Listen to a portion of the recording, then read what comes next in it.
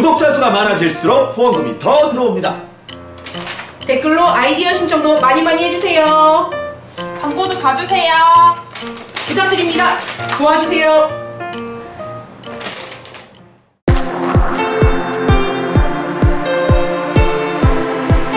이충분의 국제정치입니다. 저희가 언젠가 이제 기능주의 얘기를 하다가 그 설명을 못하고 넘어갔는데 그렇죠. 네. 브렉시트 설명할 때 네. 그거 했죠. 네. 펑셔널리즘이라고 번역을 하는 영어로 네. 펑셔널리즘입니다. 네. 거기서 나온 이론이 통합이론이고 인테그레이션 티어리. 그게 이제 결국은 이제 국제정치학이라는 학문의 목적이 전쟁을 방지하고 평화를 유지할 수 있는 방법을 찾으려고 뭐 무단히 노력을 하는데 네. 이제 전쟁이 제일 많이 일어났던 지역이 유럽이죠. 유럽은 뭐 전쟁의 도가니입니다, 사실은. 네. 정말 밥 먹고 나면은 쌈하고 그러던 나라들이니까. 그래서 그 유럽이 이게 이런 그 전쟁을 이걸 어떻게 완전히 끊을 방법이 없겠느냐 해가지고 국가들이 합치자 한 나라로 되면은 그러면은 뭐 좀 이렇게 그 국가 단위로 하는 것보다 훨씬 전쟁의 빈도가 줄어들지 않겠느냐. 그런데 국가들이 어떻게 쉽게 이렇게 통합을 못하죠. 합치지 못하죠. 지금 남북한이고 뭐 60년, 70년 동안 이러고 있는데 그래서 합치는 방법 중에 군사적, 경제적, 군사적, 정치적 이런 것은 너무 어려운 일이니까 그 쉬운 거부터 해보자. 쉬운 거.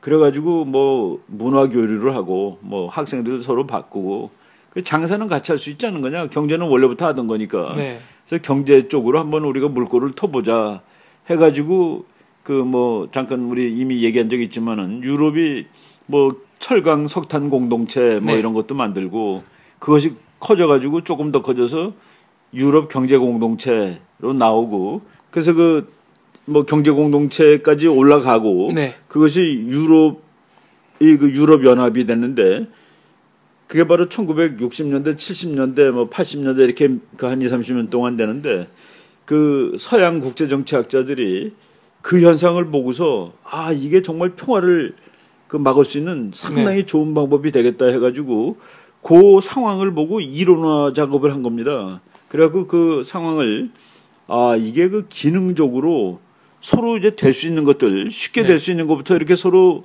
이 통합이 되면은 그놈이 점점 그 이 범위가 넓어지고 그리고 거기서 효과가 생기는 거죠. 스필오버 이펙트라고 그러는데 그 효과가 생겨서 감히 상상할 수도 없었던 정치 이런 분야까지도 혹시 이게 통합이 될 수 있겠구나 하는 그런 의도에서 이제 이론화를 시도한 겁니다. 그래갖고 거기서 나온 그 각종 이론들을 그 통합이론이라고 그럽니다. 통합이론, 인테그레이션 티어리라고 그러는데 그래서 그 국제정치학의 아주 유명한 그리고 한 시대를 풍비했던 그런 이론이 통합이론입니다. 그러니까 예를 들어 스포츠 교류를 하다가 관계가 개선되면 그게 정치적 관계도 개선. 그렇죠.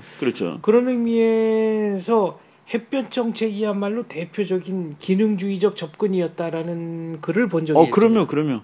그 햇볕 정책은 그 이론이 확실한 근거를 가지고 있는 이론입니다. 우리가 북한하고 뭐 이렇게 정치적으로 너무 다른데 이거를 처음부터 이렇게 합치고 그럴 수는 없지 않겠냐.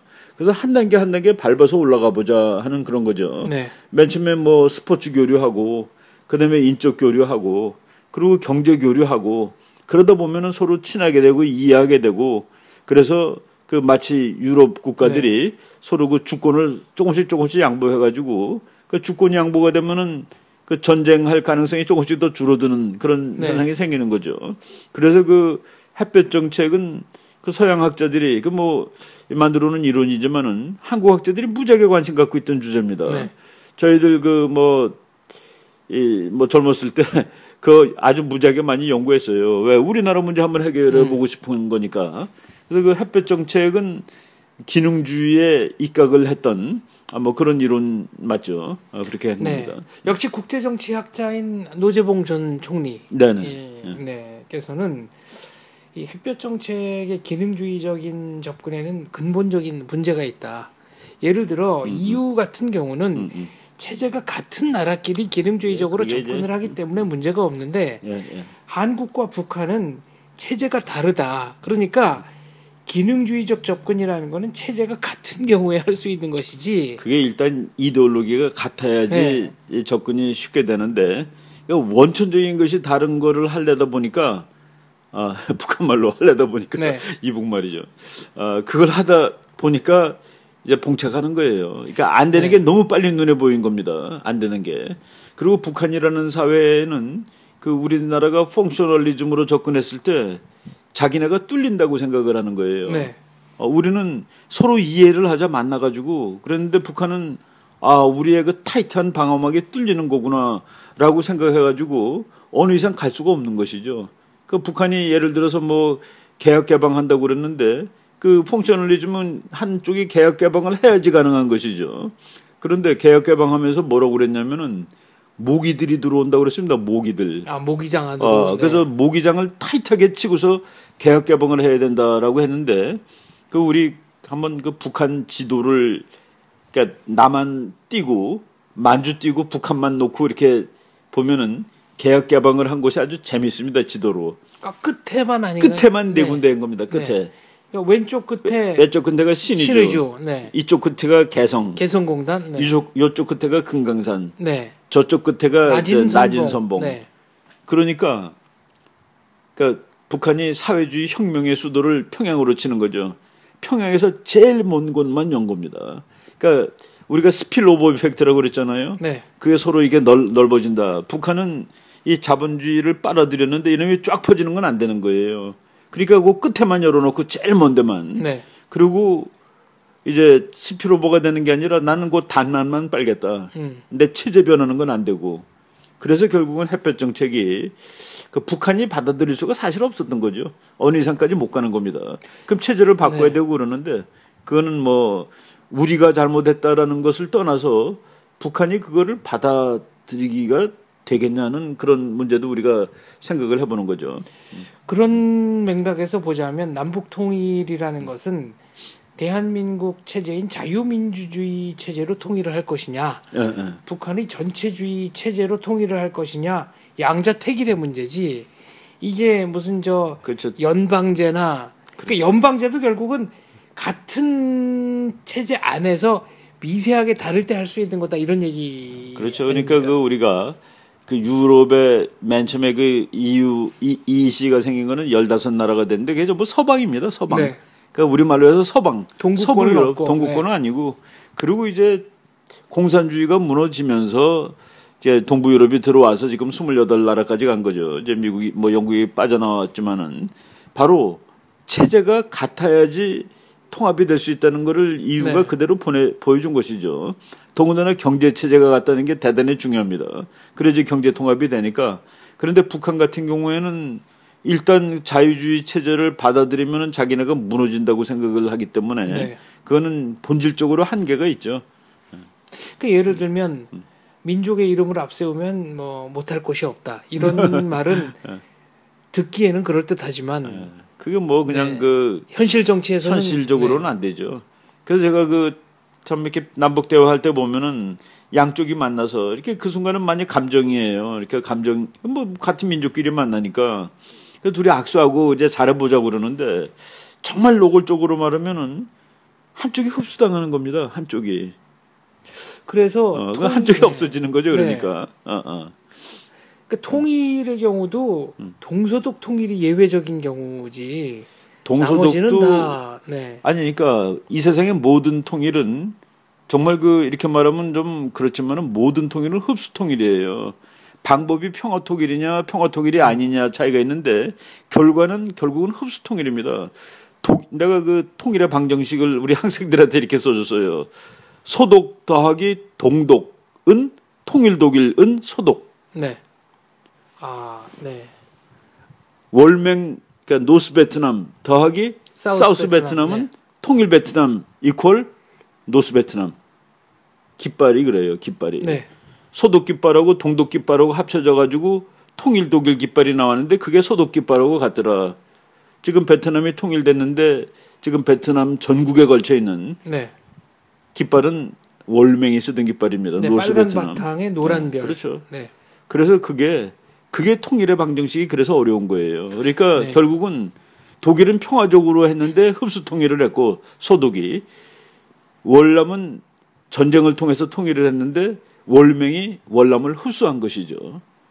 아 그러고 보니까 베트남에서 거의 모든 상징물들 뭐 전 세계 나라 국기라든가 뭐 휘장, 국장 이런 것들을 볼 수 있었는데 남베트남의 국기만큼은 없죠. 네 전혀 볼 수가. 남베트남이 그 노란 바탕에 빨간 줄 세 개가 있던 그 깃발입니다. 가로로. 네. 그 깃발인데 그게 이제 이 북베트남이 그 빨간 바탕에 노란 별 아니에요? 그 왕별 하나 있는 거. 그거로 그냥 덮어 씌워주고 그것은 영원히 없어진 겁니다. 네. 아예 찾아볼 수가 없죠, 없고. 없죠. 그 흔적도 없죠, 흔적도. 네. 그래서 지금 우리나라 사람들이 이제 남북한이 통일되면은 어떻게 될까 했는데 아직까지의 국제정치 역사적 사례를 보면은 남북한이 통일된 이후에 깃발은 지금 쓰는 북한 깃발이든지 대한민국 태극기든지 둘 중에 하나입니다. 새로 만드는 게 새로 아니고, 만들지 않을 거예요. 새로 만드는 통일이 된다면은 그것은 이제 정치학 이론을 다시 써야 되죠. 네. 없었던 일이 벌어지는 겁니다. 그런데 그것이 과연 가능할까? 대한민국이 통일을 한다면 자유민주주의 국가가 아닌 것이 가능할까? 우리 생각에. 네. 그리고 김정은이나 북한 사람들 생각에, 북한 귀족들 생각에 통일된 이 나라가 사회민주주의가 아닌 것이 가능할까? 조선민주주의 인민공화국이라고 그러는데 주체 사상에 입각해서 그래서 걔네들 노동당 교육 보면은 주체 사상을 온 사회에다 확대시키는 것이 자기 당의 임무라고 돼 있죠. 네. 그러니까 대한민국 전체 제주도 끝까지 주체 사상이 지배하는 곳으로 만드는 것이 걔네들의 통일 목표입니다. 네, 한 번도 북한은 그 목표를 포기한 적이 없습니다. 우리도 포기한 적 없죠. 네. 우리가 자유민주주의로 통일하지 않겠다라고 그런 것은 우리 적어도 우리 국가가 포기한 적은 없습니다. 그러니까 누구든지 자기 체제로 통일하겠다고 그러는 것인데 그러니까 이기는 편이 다 갖는 거라는 소리죠. 그렇다면 한때 그 김대중 대통령도 연방제 얘기를 한 적이 있고 북한도 고려 연방제 얘기를 합니다만 이거는 지금 남북 체제가 근본적으로 다르기 때문에 아예 성립 불가능한 아이디어다 이런 말씀이시네요. 예, 이게 이제 우리가 참 통일을 위해서 무던히 노력하는 거예요. 그냥 수많은 책도 수많은 논문 뭐 통일 얘기가 나오는데 그러다 보니까 이제 그런 발상이 나오는 것이죠. 뭐 남북 불가침 조약 얘기도 나오고 평화 조약 나오고 그리고 연방제 나오고 그러는데 연방제도 성공을 하려면은 시스템이 같아야 됩니다. 이데올로기가 같고 체제가 같아야지 연방이 되지. 하나는 자유민주주의 하나는 뭐 공산독재라고 말하기는 뭐 사실 북한은 공산독재도 아닌데 주체 사상에 의한 사회주의 독재 체제인데 그 두 개가 연방을 한다.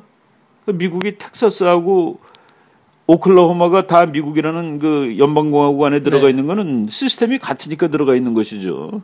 근데 그것이 전혀 다른 나라가 들어가 있을까? 우리가 평화조약 얘기도 하는데 평화조약이 성공하려면 호스틸리티, 그 적대감이 없어진 후에 성공하는 겁니다.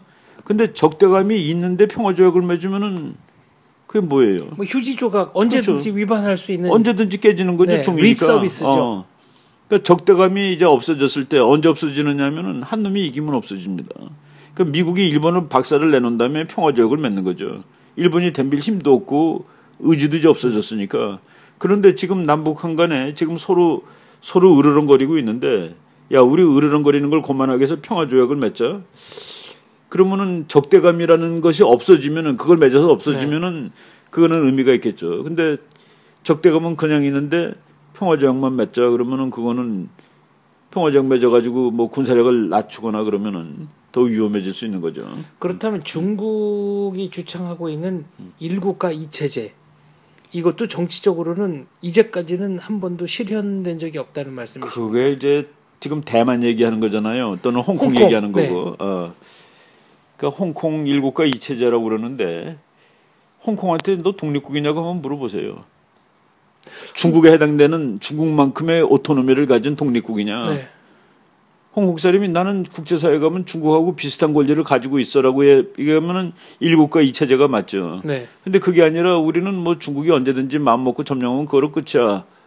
라고 생각하면 그거는 뭐 그냥 형식적으로 일국가 이체제. 그러니까 홍콩의 운명이 중국에 달려 있다 할 때 그것은 엄밀한 의미에서 일국가 이체제가 아니다는 그 얘기입니다.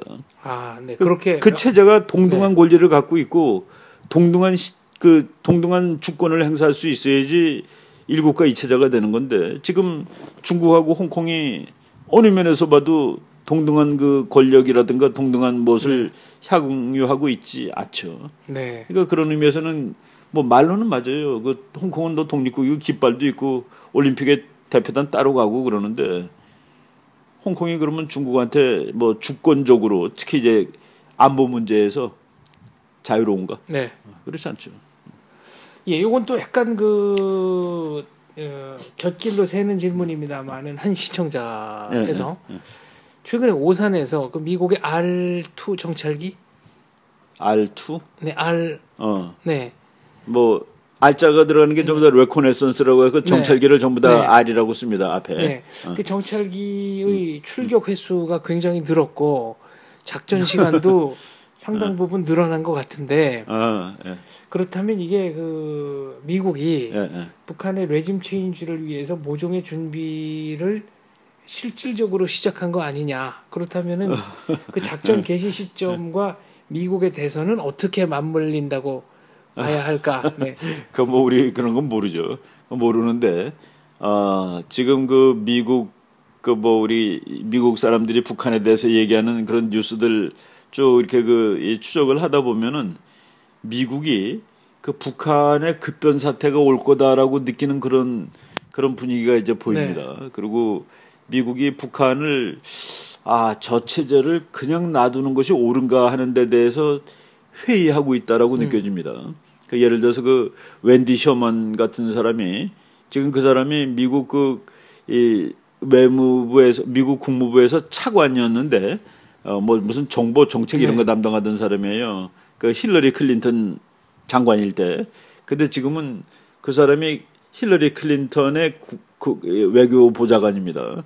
그래서 만약 클린턴이 대통령 되면은 상당히 그 중용될 수 있을 사람인데 그 사람이 북한의 쿠데타에 대비해야 되고 준비를 해놔야 된다는 얘기를 5월 달에 했습니다. 5월 달에. 이런 것들 보고 그럴 때 그리고 저 얼마 전에 그 우리나라에 와 있던 미군 사령관 그 월터 샤프 대장이 그 북한의 붕괴는 멀지 않았다라는 얘기하는 거 보니까 그 사람들이 지금 북한 내부 상황이라든가 이런 거를 좀 더욱 예의주시할 필요가 생긴 것이죠. 국제정치학자 중에는 이제 김정은이 더 이상 동원할 수 있는 카드가 없기 때문에 김정은의 실각은 불가피하고 극단적으로는 북한 내 각 군벌 간의 내전이 벌어질 가능성도 있는데 네, 그 경우에는 각 군벌이 자기들이 장악하고 있는 지역의 주민들을 먹여 살릴 만한 충분한 식량을 조달하는 게 사실상 불가능하기 때문에 어떻게 보면은 고난의 행군 때와 같은 제2의 그것도 뭐 아주 특이한 분석이네요. 그러니까 군부가 군벌화되는 그런 상황인데 그거 뭐 지금 뭐 북한 군부 그 자체도 지금 하나로 타이트하게 뭉쳐 있지는 않습니다. 뭐 지금 하여간 대장급 장군 그러니까 인민무력부장 그러니까 북한 서열 2인자를 지금 현재 박영식 대장이라는 사람이 하고 있는데 6번째입니다. 그 직책에 김정은 이후에 그리고 바로 작년 5월 달인가 그렇죠. 현영철 대장 뭐 총살했고 이런 일련의 과정들이 지금 북한의 군부도 동요하지 않을 수 없는 것이죠. 이런 상황이고 그리고 일단 뭐 국민들 배가 고픈 거는 조금 다른 설도 있더라고요. 무슨 얘기냐면은 북한이 사회주의 국가니까 배급을 줘서 국민들을 이제 밥을 먹게 해야 되는데 그건 포기했습니다. 국민들을 그러니까 집토끼를 풀을 뜯어다 먹여 살리는 게 아니라 방목한 거죠. 방목했어요. 방목해가지고 나가서 먹고 사는 겁니다. 그래서 전부 다 뭐 시장에서 장마당에서 쌀도 사다 먹고 뭐 그러는데 지금 그러니까 어떻게 보면은 북한이라는 국가하고 북한이라는 사회하고 갈라져 있는 거예요. 떨어져 있는 겁니다.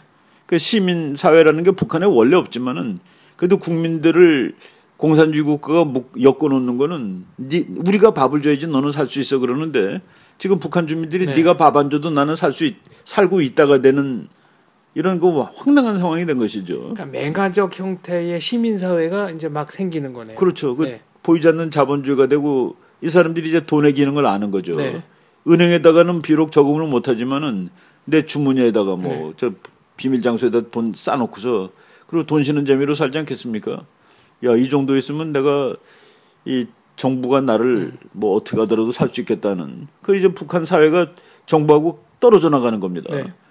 그래서 그 랑코프라는 교수가 그런 말도 했죠. 국민대 국민대학교 그 소련 러시아 사람인데 김일성 대학 졸업했습니다. 그분이 김정일 있을 때 김정일이가 제일 무서워하는 거는 미제국주의나 남한이 아니다.